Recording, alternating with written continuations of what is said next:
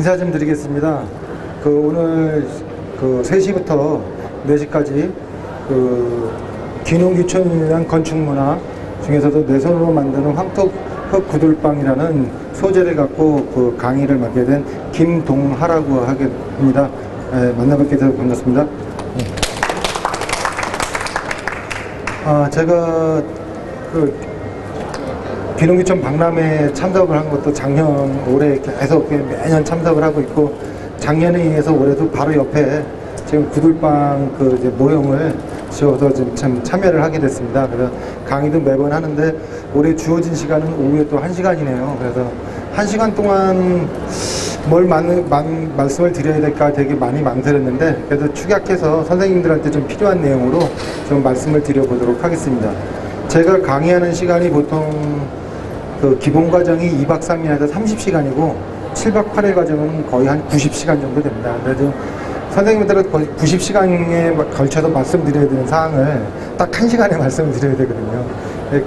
그래서 어떤 걸 말씀드리냐면, 그래도 선생님들이 귀농귀촌 하실 때 가장 필요한 게 뭔지, 또 좀 유의해야 될 사항이 뭔지, 그런 거 위주로 좀 말씀을 드리고, 저는 전공이, 그리고 원래 건축이 전공은 아닙니다. 대학교 때 전공은 무역이었고요. 그 다음에 회사 생활은 호텔로또 있었어요. 그래서 관리직에 있다가 저도 14년 됐습니다. 내려간 지. 건축을 시작한 지도 그러니까 좀 짧죠. 14년이니까. 근데 건물은 생태건축 쪽 위주로 지금 짓고 있는데 한 26채 정도 지었어요. 대목으로 지은 건 26채. 매년 한 2-3채 지금 짓는 것 같아요. 지어드리면서, 그러면서 제가 겪었던 거, 몸으로 겪으면서 했던 것들을 위주로 좀 말씀을 드리겠습니다. 강의 내용은 아까 지금 말씀드린 것처럼 선생님들이 생각하는 주거문화하고 농어촌에서의 생태건축의 의미, 주거지 마련 순서, 요거를 주로 말씀드리고, 그 다음에 전원주택에서 알아야 될 것들이 있어요. 그 중에서도 기초하고 지붕에 관련돼서 되게 굉장히 많겠죠. 많은데 그걸 다 말씀드릴 수는 없으니까, 그래도 기초하고 지붕에서 여러분들이 꼭 아셔야 되는 부분이 한 2가지, 3가지 포인트가 있어요. 그거 위주로 좀 말씀을 드리도록 하고, 내 손으로 만든 황토구들방 교육에 관련된 거랑, 그 다음에 한국 전통 구들 난방 시스템에서는 평면도를 보면서 잠깐 그냥 구들 그러면 대부분 선생님들이 연세 많으시면 그건 뭐 동네 할아버지들이나 아저씨들이 그냥 이렇게 놓는, 그게 아니라 높이와 깊이와 폭과 크기가 어느 정도 룰이 있습니다. 룰이. 그 룰에 관련된 거를 한 5분, 10분 동안 잠깐 말씀드리고, 교육이 끝나신 다음에도 좀 더 궁금한 사항이 있으신 분들은 바로 옆으로 오면, 제가 오늘, 내일, 내일 모레까지 있으니까 가까이 계신 분들 오시면 제가 아는 거에 대해서는 성심성의껏 답변을 해드리도록 하겠습니다. 저도 귀농귀촌하는 사람이라고 말씀드렸죠. 서울에 주로 있었고요. 서울이 토박이었습니다. 지금은 강원도 평창에 황토구들 마을이라는 마을에 살고 있고요. 그 마을에서 마을 사무장도 했었고, 이장도 보고, 또 전통 테마 마을 사무총장도 했었고요. 지금은 통나무 흙구들 학교장으로 지금 활동을 하고 있습니다. 그리고 사단법인 한국전통구들협회가 있는데요. 그건 문화재청에서 전통 구들 관련된 단체는 유일합니다. 거기 지금 저는 막내입니다. 막내 이사로 지금 활동하고 있고, 주로 교육 분야를 주로 많이 하고 있습니다. 그리고 밑에 이 교육, 저 옆에 써 있는 것처럼 저는 국가교육을 위주로 하는데요. 국가교육은 사단법인 미래인재개발협회로 강원도에 있는 사단법인인데요. 2012년도에 발족했고, 제가 초대 대표입니다. 저도 대표로 활동을 좀 하고 있습니다. 귀농인이 생각하는 집들이 여러 가지가 있는데요. 저는 이렇게 말씀드립니다. 대부분 여기 선생님들 보시면 대부분 5학년 많으시죠. 4학년도 물론 계시지만 주로 5학년이실 거예요. 5학년 분들이 느끼시는 감정은 대부분 비슷합니다. 2분이 살아야 되고, 면적으로는 15평, 20평 정도, 방은 2개나 3개 정도 있으면 좋겠다. 왜냐? 지금 사시는 집이 40평 정도 되는데, 어차피 자녀분은 다 컸으니까 나갔다고 치면 2분이 사신다고 생각하시죠. 보통 그래서 2명이 살아야 되니까 면적은 내가 사는 집의 절반. 평당 계산해보면 돈은 요 정도면 좋겠다 싶어서 이렇게 나누시는 경우가 많고, 방은 왜 2분이 사는데 왜 2개냐? 애들 찾아오면 어떡하냐? 애들이 찾아오면 어떻게, 그래서 하나 정도는 여유가 있어야 되지 않냐, 이렇게 생각하시는 분들이 대부분이신 것 같아요. 이것들이 공통적으로 생각하시는 그 귀농귀촌이 생각하는 시골의 집입니다. 근데 여기서 꼭 생각해 보셔야 될 게, 생각해 볼 게 있습니다. 뭐냐면, 그 빈 방에, 그 빈 방은 자녀분이 쓸 집은 1년에 몇 번이나 쓸까요? 어머니, 엄마 생일, 아빠 생일, 추석, 구정, 1년에 한 4-5번 오시겠죠? 그래서 저는 그래서 여러분들에게 이런 말씀 드리고 싶어요. 꼭 큰 집 짓지 마시고 작은 집 지으시라고, 아예. 그리고 또 하나 제가 제안해 드리고 싶은 거는 3평에서 4평짜리를 따로 지세요. 구들방을. 그래서 자녀분 오면 그때만 잠깐 불 떼드리면 되잖아. 그러면 난방비 걱정도 안 하셔도 되고. 아예 그래서 그냥 작은 집을 이렇게 짓는 게 어떠냐 했고, 또 하나 사모님도 그런 얘기 하세요. 우리 30평 40평 있는 이 집 다 어디로 갖고 가? 시골 내려가면? 그러지 마시고 작은 집 짓고, 창고는 창고 나는 대로 비닐하우스나 아니면 다른 거를 용도로 하시고, 집 짓는데 몽땅 다 거기다 넣으려고 하지 마시지 않으시면 좋지 않겠나는 생각을 해봅니다. 그리고 또 하나, 선생님들 지금 아파트에 대부분 사시죠? 그러다 보니까 꼭 빼먹는 게 있어요. 아파트에는 뭐가 없다? 보일러실이 없어요. 그러니까 보일러실은 꼭 설계하실 때 보일러실 나중에 달아낸다는 생각을 많이 갖고 계세요. 이거 아닙니다. 보일러실은 반드시 설계 당시에 들어가셔야 돼요. 달게 들어가셔서 꼭 하시기 바랍니다. 그래서 단열 문제가 집을 많이 비워야 되죠. 근데 선생님들 이런 분들도 있어요. 귀농귀촌 하시면 내가 1년 내내 가 있을 수도 있겠지만 뭐 한 달에 한 번, 아니면 일주일에 2-3번, 사모님과 같은 내가 딸네 집이나 아들네 집에, 아니면 내가 서울에 집을 놔두고 왔다 갔다 할 수도 있잖아요. 이런 걸 감안하신다면 가장 큰 문제는 뭐다? 난방이다, 난방. 그래서 좀 이따가 기초하고 지붕에 관련된, 난방에 관련된 얘기를 잠깐 좀 설명을 드릴게요. 다른 거 다 그냥 가셔도 돼요. 근데 요것만큼은 제가 말씀드리는 거 꼭 기억해 두셨다가 하시면 좀 도움이 되실 겁니다. 자, 그리고 저는 아까 제가 어떻게 말씀드렸는지 제가, 저는 생태건축가라는 표현을 씁니다. 제 스스로 저를 표현할 때. 생태건축이라는 게 여러 가지가 의미가 있겠지만, 요즘에는 어떻다? 콘크리트로 집 짓는 사람 별로 없어요. 나무하고 목재나 이런 걸로 많이 집을 짓습니다. 이 생태건축이라는 표현은 1979년도 독일 연방정부 보고서에 처음 등장하는 용어입니다. 뭐냐? 자연 친화적이고 재생에너지가 가능한 이런 것들을 말하는데요. 저는 여기서 제가 말씀드릴 거 하나 있습니다. 선생님들 집 지으면 집이 몇 년이나 가실 것 같아요? 지금 지어지는 집이? 그냥 놔두면 100년, 200년 그냥 갑니다. 하지만 그 집은 제가 보는 결에는 50년 안에 무조건 다 허물어질 거예요. 이유는 집이 망가져서가 아니라 문화가 바뀌어서 허물어질 겁니다. 지금 50년 집을 생각해 보세요.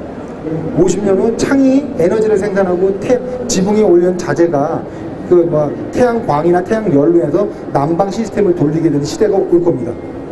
창은 손가락으로 딱 하면 그게 커튼도 되고 가려지기도 하고 벽이 되기도 하고 할 거예요. 분명히.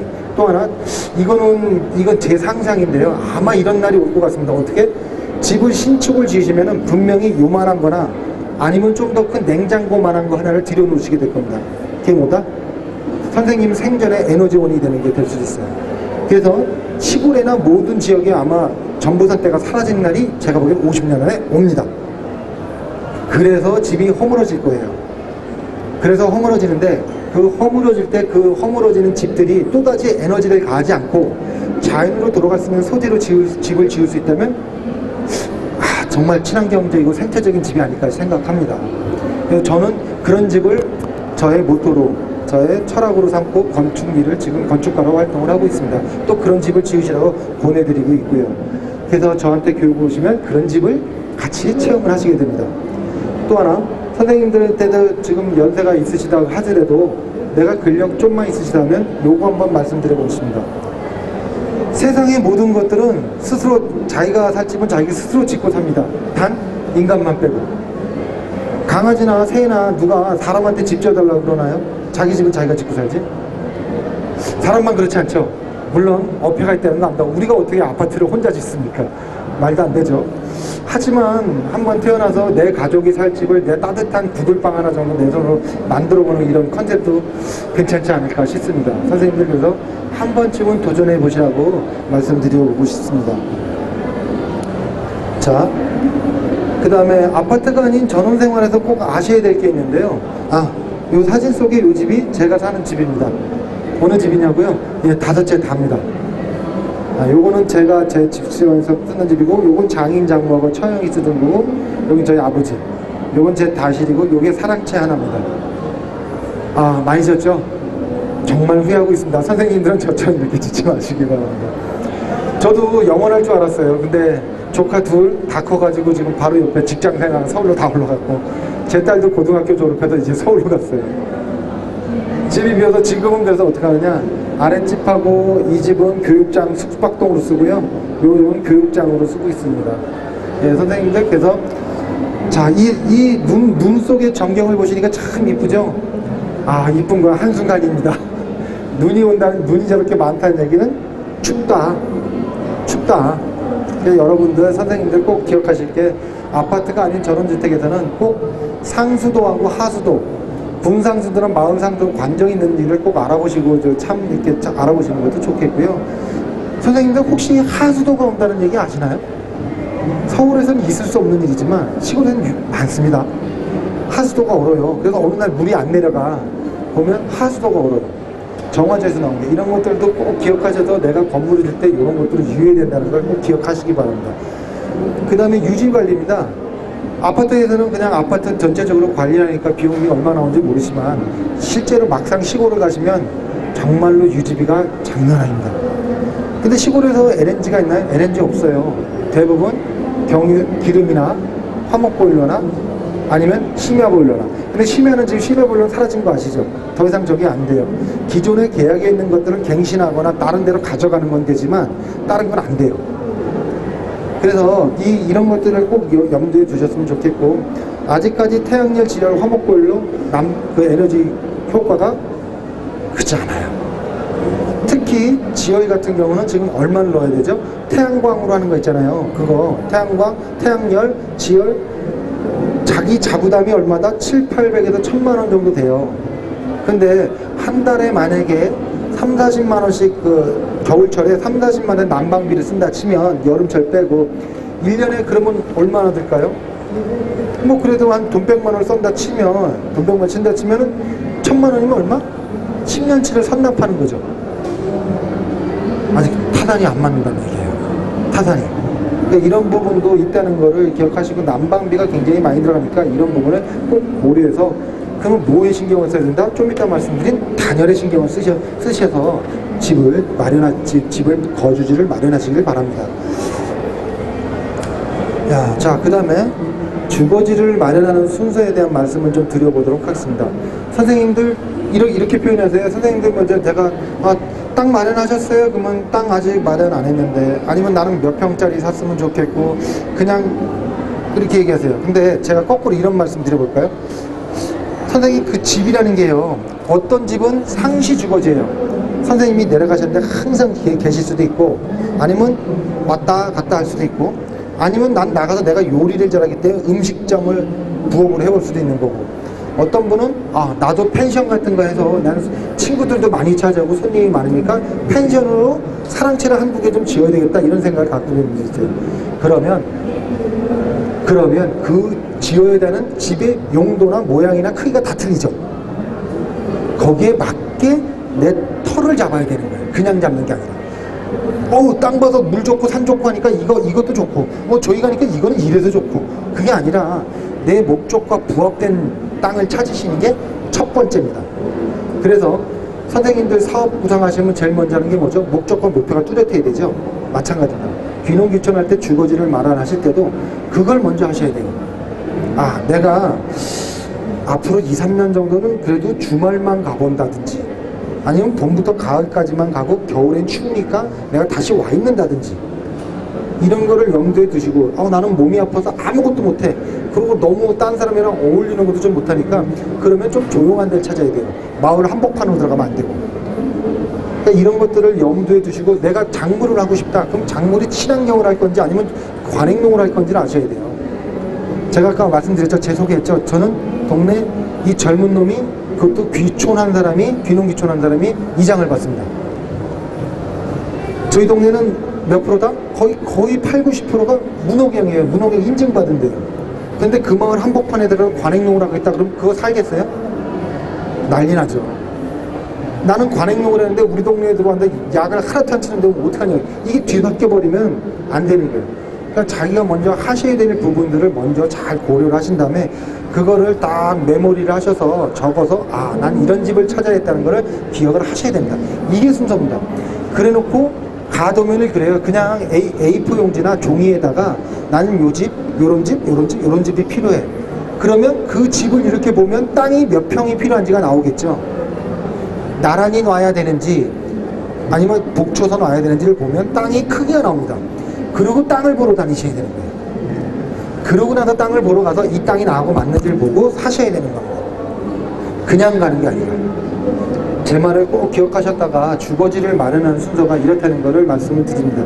다른 강의 때도 다른 분들은 어떻게 이해하지 못하시지만 제가 저는 이제 토목공사부터 집을 짓고 교육을 하고 컨설팅을 해드리다 보면 항시 막히는 거예요. 아, 이런 목적인데 왜 이걸 사셨는지 모르겠다. 그때 그냥 콜딱 해서 그냥 사셨대. 고려 안 하시고. 이런 경우 의외로 많습니다. 자, 지금 말씀드렸죠? 먼저 하셔야 되는 게 주택의 활용도입니다. 메이슨의 집과 손님용 집을 구분하시고 또 이런 땅을 만약에 집을 따시기 전에 땅이 내가 사기로 해서 거의 마음에 들어요. 그러면 그 땅에다가 그 말뚝 있잖아요. 고추대 같은 거 몇 개 들고 가셔가지고 내가 지어야 될 집을 대충 이렇게 그려보세요. 집이 들어가는지 그 땅 안에 꼭 한 번은 해보시고 하셔야 돼요. 그거 안 해보고 딱 가셨는데 이거 아닌가벼 이러면 이때 때는 넣습니다. 그때는 이런 경우 굉장히 많아요. 왜냐면 집을 안 치고 나니까 자동차 주차할 데가 없어. 아니면 경사가 너무 심해서 토목공사를 하고 나면은 특축공사가 땅값보다 더 많이 들어가는 경우도 비일비재합니다. 이런 것들을 꼭 염두에 주셔서 하시기 바랍니다. 자, 그렇게 해서 그 다음에 본도면 땅을 사시게 되면 본도면 작업을 하시는 건데, 자, 선생님들 지금 앞에 계신 건축주죠. 집을 지으셔야 됩니다. 선생님들의 머릿속에 상상하신 집 있잖아요. 상상한 집을 이런 마이크에다 갖다 대고 말을 하세요. 그럼 이 마이크 역할을 하는 사람이 누구냐? 마이크 역할을 하는 사람이 누구냐? 건축사예요. 건축사, 건축설계사. 건축설계사가 마이크처럼 증폭을 시켜서 이렇게 소리가 나오게 만든다. 이렇게 소리를 크게 만드는 사람이 누구냐? 시공자, 건축가, 집을 짓는 사람들입니다. 그렇게 되니까 선생님들이 많이 아셔야 돼요. 그래서 아까처럼 이런 것들을 본도면을 갖고 건축사한테 의뢰하셔서 집을 짓게 되시는 거고요. 자, 아까 말씀드린 것처럼 이런 것들을 하게 되면 불필요한 전용을 할 필요 없어요. 전부 다 전용할 필요도 없고 내가 원하는 만큼만 할 수가 있겠죠. 또 상기자분들은 전체적인 예산 편성이 가능합니다. 얼마를 짓는지도 모르고 저한테 여기 있으면 그냥 물어보신 게 평당 얼마예요? 뭐가 있어요? 평당 얼마를 얘기를 하지. 아니, 기와원 지실 거예요? 싱글하우 지실 거예요? 마감은 통나무만 하실 거예요? 벽돌 싸실 거예요? 아니면 데크는 줄기추 하실 거예요? 통굴라고 칠 거예요? 데크 치실 거예요? 말 거예요? 조경은 해드려야 돼요? 말해드려야 돼요? 보일러는 뭐 쓰실 거예요? 아무것도 결정된 게 없잖아요. 아무것도. 그러니까 꼭 이런 것들을 결정을 보셔야지만 된다. 그 다음에 전기 상수도 같은 경우는 임시전기는 열흘 정도 걸리고 관정은 꼭 이제는 관정 팔려고 하지 마시고 될 수 있으면 관정보다는 마을 송도나 지역 상수도를 선택하시기 바랍니다. 간혹 이런 경우 있습니다. 뭐 건수 같은 거 잡아준다고 해도 저 한 100m 몇백 미터 좀 뚫어가지고 한번 3, 400 주면 내가 해줄게 이런 데 많아요. 근데 마을 상수도나 지역 상수도를 꾸리려고 그러니까 공사비가 3, 400이 더 나와. 그러면 뭐 해야 될까요? 그래도 지역 상수도 쓰셔야 돼요. 왜요? 자, 다른 교육도 한번 꼭 받아보시고요. 저는 앞으로 10년, 15년 후에 지역의 화두가 뭐가 되냐면 저는 딱 한마디로 말합니다. 물입니다. 산 좋고 물 좋고 맞긴 맞는데 그 물 좋은 물을 지역에 가서 선생님들 웬만한 지방에 아무데나 가셔가지고 지방에 그 흐르는 물을 마실 수 있나요? 저희 동네 계곡 중에도 큰 골 작은 골 도장골이 있는데 그 세 개 중에 한 군데도 물을 못 마셔요. 도장골이다 끝에만 마실 수 있어요. 물을. 왜? 주변에 밭이 있어요. 밭에 워낙 비료나 퇴비나 농약을 워낙 많이 치기 때문에 못 마셔요. 아무리 옆에 물이 흘러도 산에 밭이 하나라도 있으면 못 마셔요. 그 물. 앞으로의 화두는 물입니다. 그렇기 때문에 꼭 물에 대한 걸 신경을 좀 쓰셨으면 좋겠고요. 토목공사나 이런 것들도 인허가를 득한 다음에 하시는 겁니다. 그냥 무조건 사셨으니까 내 땅이니까 무조건 한다, 이건 아닙니다. 두 번째, 선생님들 요거를 잘 모르신 분이 많더라고요. 건축 설계 있잖아요. 집을 지시면은, 집을 지려고 그러면 그 군이나 면 앞에 가시면 사무실이 두 개가 있어요. 설계사라는 말을 쓰긴 쓰는데 앞에가 하나는 토목 설계고 하나는 건축 설계예요. 땅을, 서울은 전부 대지니까 관계없지만 시골 땅들은 그렇지가 않아요. 시골들은 전답으로 돼 있는 땅을 아는 임야나 이런 것들을 대지로 바꿔서 토목에 대한 설계를 해주는 사람이 토목 설계입니다. 얘네들은 건당 봤어요. 건당. 그리고 건축, 집을 짓는 거 있죠? 집 짓는 거는 그것도 따로 해요. 그게 건축사예요. 그분들은 건축이 제대로 지어지는 것들에 대한 설계도를 그려주고, 인허가, 선생님들 집이 준공낸다 그러죠? 준공내는 걸 해주는 분들이에요. 틀립니다. 두 군데가. 그 두 군데 같이 공이 같이 들어갑니다. 그래서 요것들을 꼭 알고 계시기 바랍니다. 한 분은 이런 분이 있어요. 누가 하나 가면 그 사람이 다 해주는 줄 알아. 근데 그게 아니에요. 그러니까 꼭 그거를 알고 계시기 바랍니다. 제가 지금 이거 아까 말씀드린 거 다시 여기 나오지만 토목설계 앞에 토목설계라고 이렇게 돼 있습니다. 이런 분들이 해주시는 거고요. 건축설계는 30평 이하 신고로 하는데 60평 이하 허가래요. 이렇게 건축설계 따로 있습니다. 그 다음에 건축설계나 토목설계 비용은 보통 논밭인 경우는 건당 200만원 내외예요. 근데 이게 임야가 섞여 있으면 돈이 좀 더 들어요. 보통. 그 다음에 건축설계가 단독 축된 경우는 건당 150에서 250 정도예요. 근데 60평이 넘어가면 허가권으로 가요. 허가. 걔는 확 틀립니다. 아, 그리고 또 하나, 소요기간은 보통 원래는 그 처리 기간이 2주거든요. 근데 2주 보면 안 돼요. 그 사람들한테 서류 갖다 주셨죠. 서류 도면 왔다 갔다 하면서 고칠 것도 한두 번 고치죠. 현장 와봐야 되죠. 이러기 때문에 거의 한 달 정도는 보셔야 돼요. 한 달 정도는.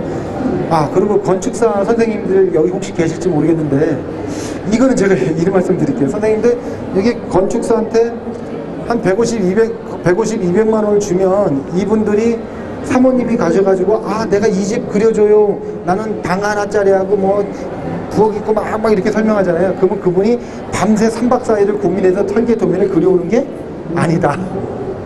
아닙니다. 그러니까 선생님들이 어느 정도 기본적인 마인드를 좀 갖고 계셔야 돼요. 그분들은 기본적인 평면도가 굉장히 많겠죠. 그 중에 하나를 제안을 해드리는 거예요. 대신에 내가 정말 멋진 내 작품을 하나 만들어 보겠다고 생각을 하시면, 그때는 총 건축비에 보통 15% 정도를 요구합니다. 그 정도를 주시면 그분이 세상에 없는 선생님만을 위한 집을 처음부터 끝까지 드로잉을 해드려요. 그렇게 보시면 좋을 것 같습니다. 그래서 이렇게 이해하시면 좋을 것 같아요. 아, 그 다음에 이게 지금 주거잖아요. 선생님들 주거할 때 항시 듣는 얘기인데 이거 꼭 물어보시더라고요. 빈집 수리나 구옥 수리에 대한 얘기를 많이 듣는데요. 이것도 잠깐 설명을 드리겠습니다. 빈집과 구옥을 수리하는 이유가 뭐예요? 돈을 적게 들이고 그냥 살려는 거예요. 근데 왜 수리를 할까요? 하다 보면 불편하거든. 불편한 점이 한두 개가 있어서 그걸 수리하시려고 하는 거예요. 그죠? 제가 이걸 앞에 이 이유나 이걸 왜 얘기를 했냐면 이 명제를 까먹어요. 주객이 전도되는 거야. 좀 지나면. 뭔 소리냐? 자, 누구한테 가서 빈집이 있는데 내가 이 빈집을 좀 수리를 하자고 하니까 업체에서 뭐라 그럴까요? 업체에서 선생님, 바깥에 적벽돌, 이쁜 거 벽돌 한번 쫙 싸면 되겠네.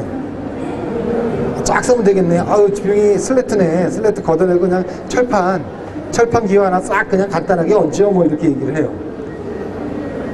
이게 맞을까요? 아닙니다. 저도 건축 일을 하지만 선생님한테 꼭 말씀드리는데, 빈집과 이런 수리는 어떻게 한다? 내부를 손을 보신 겁니다. 외부를 손을 보기 시작하면 배보다 배꼽이 클 수가 있어요. 내부로 들어가시면 내부가 집이 벽이 엉망이라 그러면 이중벽 구조로 집에 지붕을 상작업이라고 하는데 이중벽을 만들어서 거기다 단열재를 넣고 그냥 도배를 하시는 게 맞아요. 집 중에 옛날 집 중에 이렇게 적벽돌이나 벽돌로 지은 집도 있어요. 시멘트 집. 이런 집도 마찬가지예요. 방습지를 대고 내부를 살짝 손을 대서 쓰시는 거예요. 지붕은 슬레이트 지붕은 무조건 뜯었다 그러면 바스라집니다. 옛날 지붕. 요만한 각재를 갖고 상작업을 해서 그 위에다가 이 기와를 얹은 거기 때문에 걷어내는 순간 다시 손을 봐야 돼요. 비만 새지 않는다면 지붕에다 손을 대지 마시고, 그것도 마찬가지 집 안으로 들어와서 지붕의 천장에 천장 마감을 호미반자식으로 천장 마감을 해주시는 게 정답입니다. 제 말을 꼭 기억하시기 바랍니다. 나중에 안 되시면 제가 여기 전화번호 적어놨으니까 저 찾아오세요. 제가 안내해 드릴 테니까, 무료 상담해 드릴 테니까 꼭 그렇게 하시는 게 아니라고 말씀을 드립니다. 그래서 수선의 범위는 수리수선이라 그러면 대부분 요 세 가지 중에 하나예요. 춥거나 덥거나 비가 새거나 요거 중에 하나입니다. 그래서 인테리어적이거나 요거 세 가지인데, 요 중에 하나는 단열은, 지붕 단열은 R30이라는 글라스홀이 있어요. 빈집 수리할 때는 얘가 최고예요. 왜냐? 무게가 많이 안 나갑니다. 무게가. 그래서 하자 보드를 하거나 뭘 할 때 굉장히 편리해요. 무게가 많이 나간 거는 구조물을 다시 많이 튼튼하게 견고하게 만들어야 된다는 얘기인데, 얘는 가벼워요. 요거는 주로 사용하시면 되고, 지붕의 방수구 문제는 콘크리트나 목구조나 다 방수 시트라는 걸 갖고 이용하시면 돼요. 이게 가장 저렴하면서 여러분이 누구나 쉽게 접근할 수 있는 방법입니다.